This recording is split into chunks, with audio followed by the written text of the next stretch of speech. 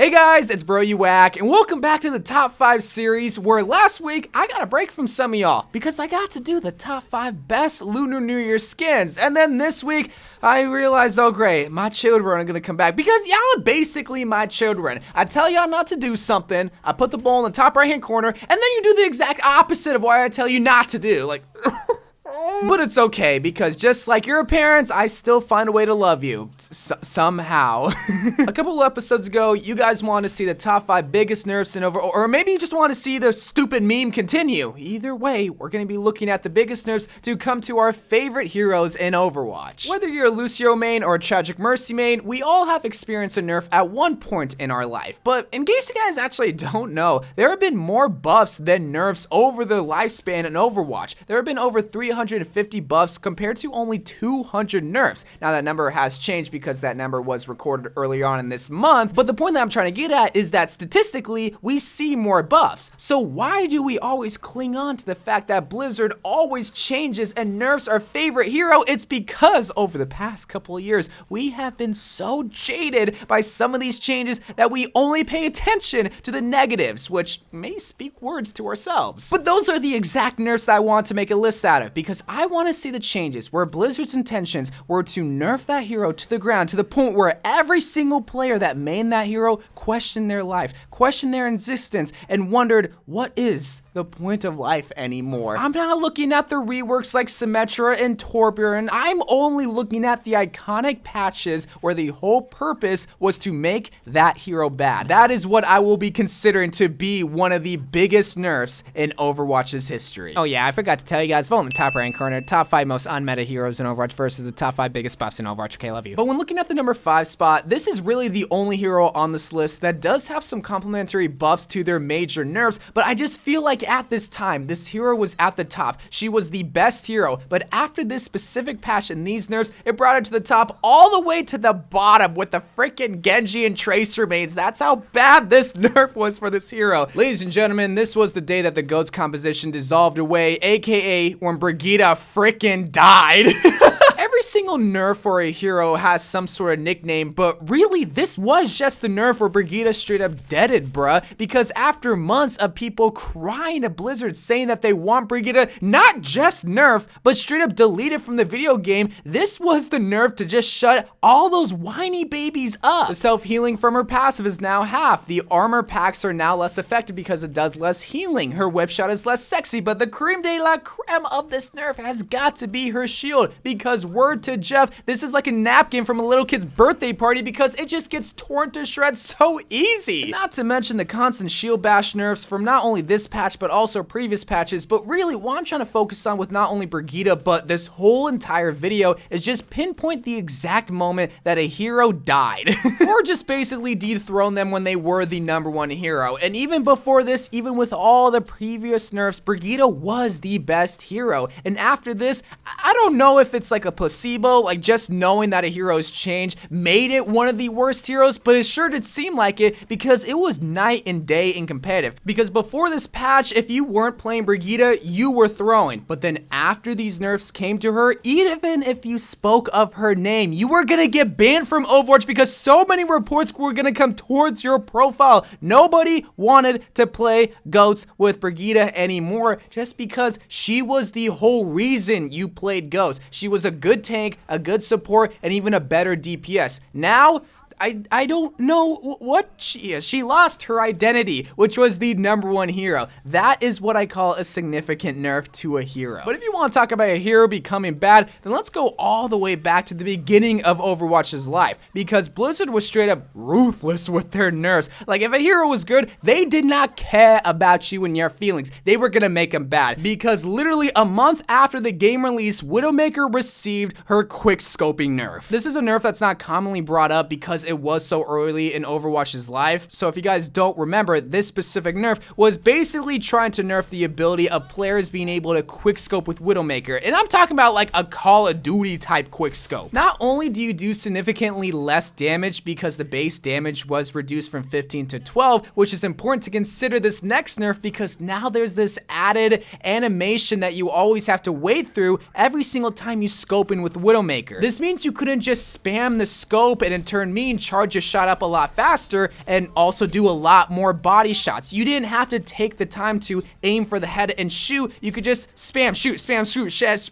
Try saying that 10 times fast. This is one of those patches that was so early on that even looking at footage, you might think like, wow, that's actually kind of OP. I wouldn't want that. That's not skillful. But then there's also a large majority of people that probably used to play Overwatch that remember that and that be like, well, that completely changed my favorite hero, made her identityless. But then people quickly adapt because most people weren't jaded at the time by nerfs. People just learned the new Widowmaker and realized, oh, I gotta just aim for the head to get my kills and not just spam shoot.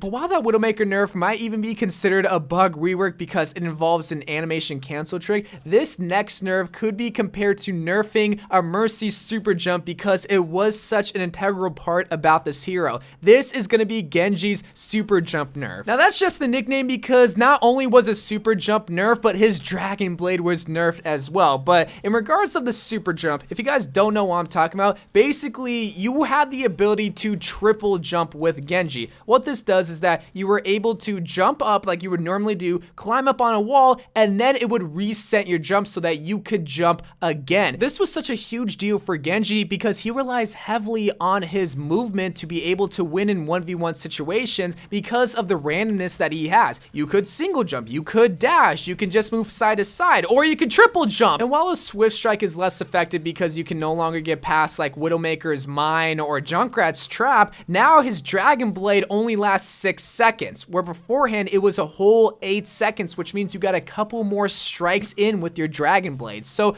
overall, this whole entire nerf is just bad for Genji. This is what I'm talking about when I say that Blizzard was ruthless with their nerfs. They didn't care about your favorite hero. They didn't want to try to balance it. They just wanted to nerf it and move on to the next hero. Jeff Kaplan hated you and hated everyone, but that's okay because just like a toxic ex-girlfriend, we still find ways to love them. Let's talk about what I consider to be one of the first controversial nerfs that happened in Overwatch's life. This again happened a little bit early on, but it dragged on for so long that a large majority of the player base still remembers it. But at the number 2 spot, this will be Roadhog's hook nerf. Now I'll admit this wasn't a nerf that just changed him overnight, but there were some aspects that made him bad over and over and over again. Like the first thing where if you didn't have line of sight with your hook, it would break, where beforehand you could literally hook people around walls and still get kills. Okay, that was one nerf. But then a couple months later, another hook nerf came where if you were hooked by Roadhog, you would be brought straight in front of him rather than straight to him, which means that there was a little bit of distance between you and the Roadhog, which means you couldn't just easily barrel stuff the target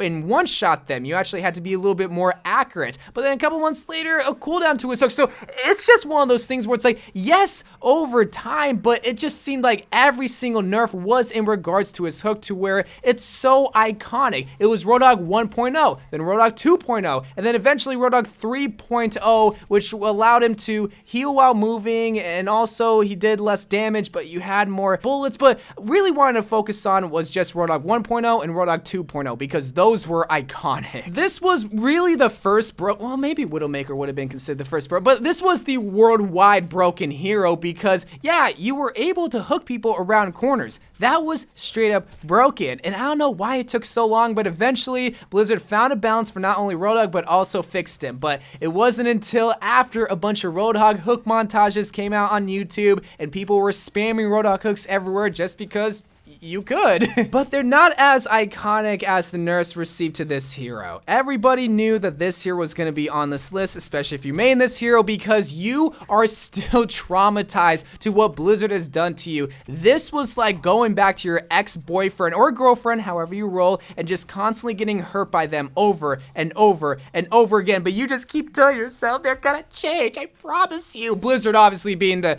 ex-boyfriend or girlfriend. Ladies and gentlemen, the #1 biggest nerf or nerfs in Overwatch are gonna be Mercy's Valkyrie nerfs. You know a nerf is iconic when people still to this day are asking Blizzard to rework Mercy. I mean, a whole hashtag and a whole movement was made to buff Mercy or just to change Mercy because they felt like they just continued to nerf her and nerf her and nerf her. Even with the initial rework to her ultimate, people saw that as a nerf. But in reality, I mean, we can all look back and realize that was a big big buff because she was the most meta hero at the time. Y'all thought Brigitta was required? Mercy was the first required support hero in every single team composition. Yeah, you couldn't get fat reses anymore at a single given time period, but with this nerf, I'm using air quotes, nerf, you did have the Valkyrie ultimate ability, which granted you technically 3 reses at a time, because you could res someone, ult them, and then the res would reset so that you can ult someone again, and then you were on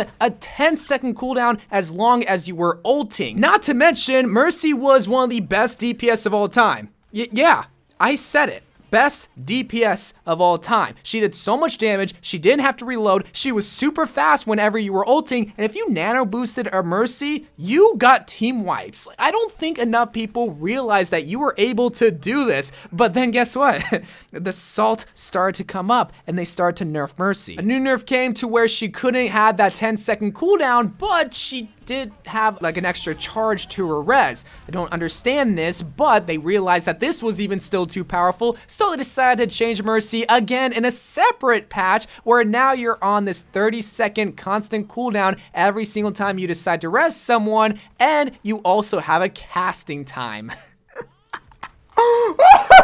Y'all really thought Blizzard was gonna change. Y'all thought they were done, but no, they decided to come back a few more times to the point where they got you pregnant and then they left you. This is why it's one of the most iconic and biggest nerf, is that it wasn't just one nerf, it wasn't just 2 nerfs, it was like 3 or 4 nerfs, all just for Mercy in under like a year or so. This is why it's at the #1 spot, because people are still talking about it, and at this time, people were torn between this, but they were all still negative and hesitant towards the changes. They thought she was still OP, and Mercy mains thought she was not, and that's how you know you just have some of the biggest and most iconic nerfs on your hands. But ladies and gentlemen, that is what I am considering to be the top 5 biggest, most iconic nerfs in Overwatch. I love you guys. Thank you guys for watching. More Overwatch videos to come, and bye.